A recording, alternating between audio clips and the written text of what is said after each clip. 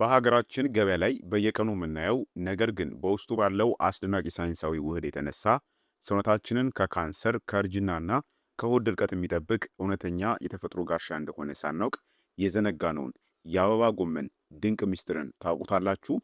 ብዙዎቻችን የአበባ ጎመን ልክ እንደ ተራ አትክልት ወይንም ለምግብ ማሳመሪያነት ብቻ ልናየው እንችላለን። ነገር ግን የአመጋገብ ሳይንስ ተመራማሪዎች በአሁኑ ሰዓት ይህንን አትክልት የሴሎች ጠባቂ እያሉ ይጠሩታል። ሰላም ጤና ይስጥልኝ ውድ ተመልካቾቼ፣ እንኳን በደህና ወደ ቻናሌ መጣችሁ። ዛሬ በየገበያው በቀላሉ የምናገኘው ነገር ግን ጥቅሙን ካወቃችሁ በኋላ በፍጹም ከማዕዳችሁ የማትለዩትን ስለ አበባ ጎመን አስደናቂ የጤና ጥቅሞች በሰፊው እንነጋገራለን። በዚህ ቪዲዮ ውስጥ የአበባ ጎመን የሰውነትን ስብ በማቃጠል ክብደትን እንዴት እንደሚቀንስ፣ ለአእምሮ ንቃት ያለው ሚና እናም በውስጡ የያዛቸውን ገዳይ በሽታዎችን የመከላከል ከፍተኛ አቅሞችን አንድ በአንድ በዝርዝር የምንመለከት ይሆናል። ቀኑ ሙሉ ጉልበት የሚሰጣችሁን አዲስ እውቀት የምታገኙበት ቪዲዮ ስለሆነ እስከ መጨረሻው አብራችሁን ቆዩ። መልካም ቆይታ ይሁንላችሁ። የአበባ ጎመን ኪሩሲፈረስ ከሚባሉት የጥቅል ጎመንና እንዲሁም የብሮኮሊ ቤተሰቦች ወገን ነው። ይህንን አትክልት በሳይንሱ ልዩ የሚያደርገው በውስጡ ሰልፎራፊን እና ኢንዶልስሪ ካርቢኖል የተባሉ እጅግ ኃይለኛና ብርቅዬ የተፈጥሮ የኬሚካል ውህዶችን በከፍተኛ መጠን መያዙ ነው። እነዚህ ውህዶች በሰውነታችን ውስጥ ያሉ መርዞችን የማስወገድ ሂደትን በከፍተኛ ሁኔታ ያፋጥናሉ። ከዚህ በተጨማሪም የአበባ ጎመን 92% ያክሉ ውሃ ሲሆን በውስጡ ግን እጅግ የበለጸገ ቫይታሚን ሲ፣ ቫይታሚን ኬ፣ ቫይታሚን ቢ እና ኮሊን የተባለውን ለአንጎላችን እጅግ ወሳኝ የሆነ ንጥረ ነገርን አካቶ ይዟል። ታዲያ በመቀጠል የአበባ ጎመን አስደናቂ የጤና ጥቅሞች ምን እንደሆኑ እንይ። አንደኛ፣ የካንሰር ሴሎችን እድገት በከፍተኛ ደረጃ ይዋጋል። የመጀመሪያውና የአበባ ጎመንን በዓለም አቀፍ የሕክምና ተመራማሪዎች ዘንድ ትልቅ ትኩረት እንዲያገኝ ያደረገው ካንሰርን የመከላከልና በሰውነት ውስጥ እንዳይፈጠር አስቀድሞ የመዋጋት አስደናቂ የተፈጥሮ ብቃቱ ነው።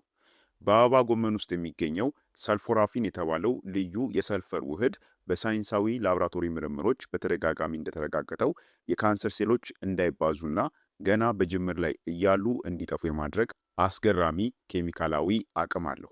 ከዚህ በተጨማሪ በውስጡ የያዛቸው ኢንዶልስሪ ካርቢኖል የተባሉ ንጥረ ነገሮች የካንሰር ሴሎችን እድገት የሚቀሰቅሱ ሆርሞኖችን ይገታሉ። በተለይም በአሁኑ ሰዓት በዓለም ላይ በከፍተኛ ሁኔታ እየተስፋፉ የመጡትን እንደ የአንጀት ካንሰር፣ የጡት ካንሰር፣ የሳምባና የፕሮስቴት ካንሰርን በተፈጥሮ መንገድ ለመከላከል የአበባ ጎመን በአመጋገብ ስርዓታችን ውስጥ አዘውትሮ ማካተት እጅግ ፍቱን እንደሆነ የአመጋገብ ሳይንስ ይመክረናል። ሁለተኛ፣ የሰውነትን መርዛማ ኬሚካሎች የማጽዳት አቅምን ያፋጥናል። የአበባ ጎመን በውስጡ ግሉኮሲኖሌትስ እና አይዞ ሳያኖይትስ የተባሉ ሰልፈርን መሰረት ያደረጉ ኃይለኛ ንጥረ ነገሮችን ይዟል። እነዚህ ውህዶችም በሰውነታችን ውስጥ በተለይም በጉበታችን ውስጥ ያሉ መርዛማ ነገሮችን ሰባብረው በሽንትና በፈሳሽ መልክ ከሰውነት ምድብ ውስጥ ጠራርገው የሚያስወግዱትን የፌስ2 ኤንዛይሞችን ስራ በከፍተኛ ሁኔታ ያነቃቃሉ። ይህም ማለት የአበባ ጎመንን በየምግባችን ላይ መጨመር ማለት በዕለት ተዕለት ህይወታችን ውስጥ ሳናውቀው ወደ ሰውነታችን የሚገቡትን መርዞች ለማስወገድ ጉበታችንን በየቀኑ በተፈጥሯዊ መንገድ ማጠብና ማጽዳት ማለት ነው። ሶስተኛ፣ ለአእምሯችን ንቃት፣ ለማስታወስ ችሎታና ለነርቭ ጤና። የአበባ ጎመን ከአካላዊ ጤና ባለፈ ለአእምሯችን ንቃት፣ ለአስተሳሰብ ፍጥነትና ለረጅም ዕድሜ አስደናቂ ጥቅም የሚሰጥ እውነተኛ የአንጎል ምግብ ነው። በውስጡ ኮሊን የተባለውን በጣም ጥቂት ምግቦች ላይ ብቻ የሚገኘውንና ለሰውነታችን እጅግ አስፈላጊ የሆነውን ቫይታሚን መሰል ንጥረ ነገር በከፍተኛ ደረጃ ይዟል። ኮሊን በአንጎል ውስጥ የመልእክት ልውውጥንና የነርቭ ግንኙነቶችን የሚያፋጥኑ ኬሚካሎችን ለመገንባት በቀጥታ የሚሳተፍ ንጥረ ነገር ነው። ይህም ሂደት የማስታወስ ችሎታንና የመማር ብቃትን በከፍተኛ ሁኔታ የሚያሳድግ ሲሆን በተለይም በዕድሜ መግፋት ምክንያት በአረጋውያን ላይ የሚመጣውን ከባድ የአእምሮ መርሳት ወይንም የአልዛይመር በሽታ እንዲሁም ደግሞ የነርቭ ሴሎች መዛለን በተፈጥሮ መንገድ ለመከላከል ትልቅ እገዛን ያደርጋል። አራተኛ፣ የሆድ ድርቀትን ያስወግዳል፣ የአንጀት መቆጣትንም ይከላከላል። የአበባ ጎመን 92% ያክሉ ውሃ ሲሆን በውስጡ ደግሞ እጅግ የበለጸገ የሟሟ ፋይበር ይዟል። ይህም ከፍተኛ የፋይበርና የውሃ ክምችት በአንጀታችን ውስጥ ያሉ የምግብ ቆሻሻዎች ክብደት አግኝተው በቀላሉ እንዲንቀሳቀሱ በማድረግ ስር የሰደደ የሆድ ድርቀትን በፍጥነት ያስታግሳል። ከዚህ በተጨማሪም በአበባ ጎመን ውስጥ ያሉት ልዩ የሰልፈር ውህዶችም በአንጀት ግድግዳ ላይ ያሉ ህዋሳትን ከባክቴሪያ ጥቃት ስለሚጠብቁ የአንጀት መቆጣትን የመከላከልና በሰውነታችን ውስጥም ያሉ ጠቃሚ ባክቴሪያዎችን የማሳደግ ከፍተኛ አቅም አላቸው። አምስተኛ ክብደትን በፍጥነት ለመቀነስ ይረዳል። አንድ ሙሉ የአበባ ጎመን በውስጡ የያዘው የካሎሪ መጠን እጅግ በጣም አነስተኛ ነው። ለምሳሌ አንድ ሙሉ ኩባያ የበሰለ የአበባ ጎመን በውስጡ የያዘው 25 ካሎሪ ብቻ ነው። ነገር ግን በውስጡ ያለው ከፍተኛ የፋይበርና የውሃ ይዘት ከተመገብነው በኋላ በሆዳችን ውስጥ ረዘም ላለ ሰዓት የመጥገብ ስሜትን እንዲሰማን ያደርጋል። ይህ ማለት ካሎሪ ሳትጨምሩ ሆዳችሁ ሙሉ በማድረግ አላስፈላጊ የጣፋጭ ነገሮችን ፍላጎት በእጅጉ ይቆጣጠራል ማለት ነው። ይህም የሰውነትን ስብ በፍጥነት ለመቀነስና እንዲሁም ደግሞ ክብደትን ለመቆጣጠር ቁልፍ አትክልት ያደርገዋል ማለት ነው። ስድስተኛ የደም ቧንቧዎችን ጥንካሬ ይጠብቃል፣ የደም ግፊትንም ያስተካክላል። ስድስተኛው ጥቅሙ የልብና የደም ዝውውር ስርዓትን ከተለያዩ አደጋዎች የመጠበቅ ብቃቱ ነው።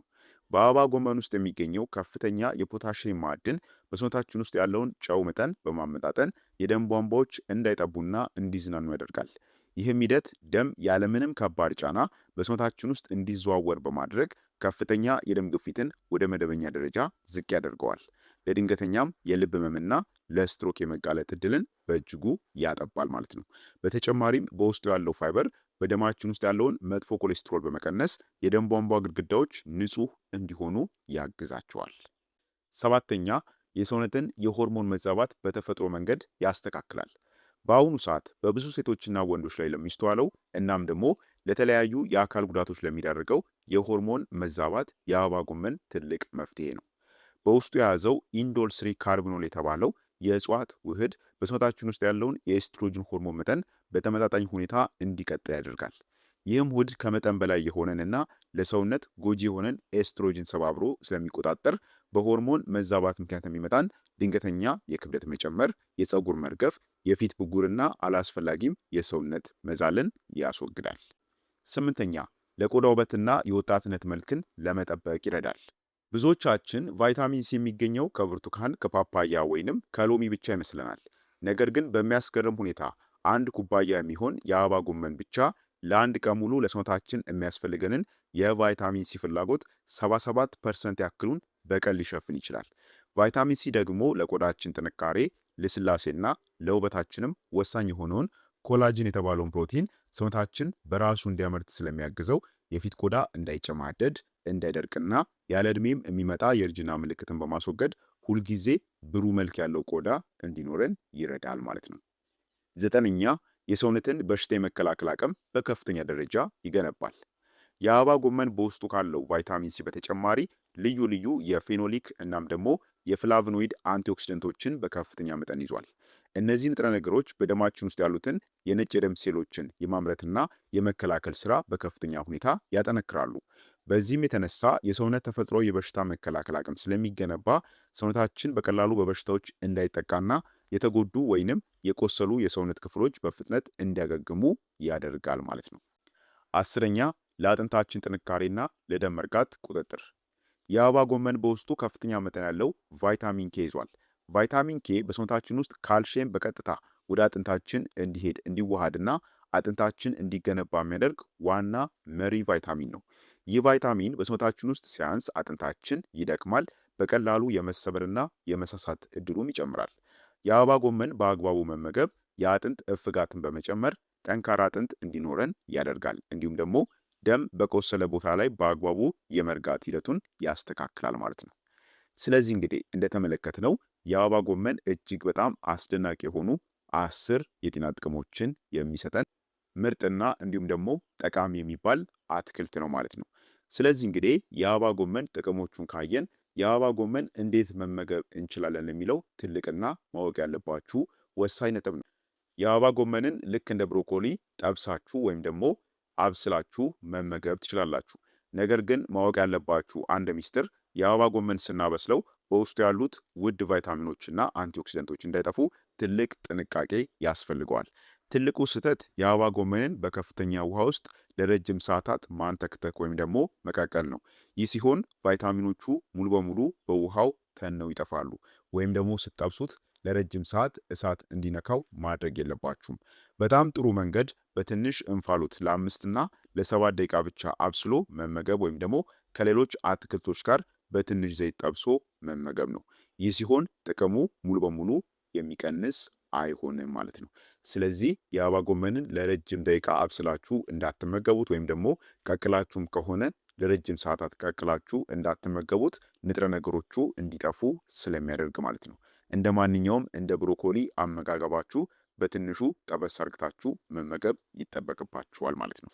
ሌላው ምን ጥንቃቄ ያስፈልገዋል ወይም ደግሞ የአበባ ጎመንን ስንመገብ ማድረግ ያለብን ጥንቃቄ አለ የሚለውን ደግሞ ልንገራችሁ። የአበባ ጎመን እጅግ አስደናቂ ጥቅሞች አሉት። ቢሆንም ከመጠን በላይ በሚወሰድበት ጊዜ ሊታዩ የሚገቡ ጥንቃቄዎች አሉ። በመጀመሪያ ደረጃ የአበባ ጎመን የፋይበር መጠኑ ከፍተኛ ስለሆነና ራፊኖዝ የተባለ ውስብስብ ስኳር ስላለው በአንዴ በከፍተኛ መጠን ሲበላ በአንጀት ውስጥ የሆድ መነፋት፣ የጋዝ መከማቸት እናም ደግሞ ቁርጠትን ሊያስከትል ይችላል። ስለሆነም ቀስ በቀስ መጠኑን መልመድ አስፈላጊ ነው ማለት ነው። በሁለተኛ ደረጃ ትልቁ ነገር የታይሮይድ እጢ እክል ያለባቸው ሰዎች የአበባ ጎመን በውስጡ ጎይትሮጂንስ የተባሉ ውህዶች ስላሉት አዮዲን ወደ ታይሮይድ እንዳይገባ ሊያግዱ ስለሚችሉ በጥሬው ከመመገብ ይልቅ በደንብ አብስለው መመገብ ይኖርባቸዋል ማለት ነው።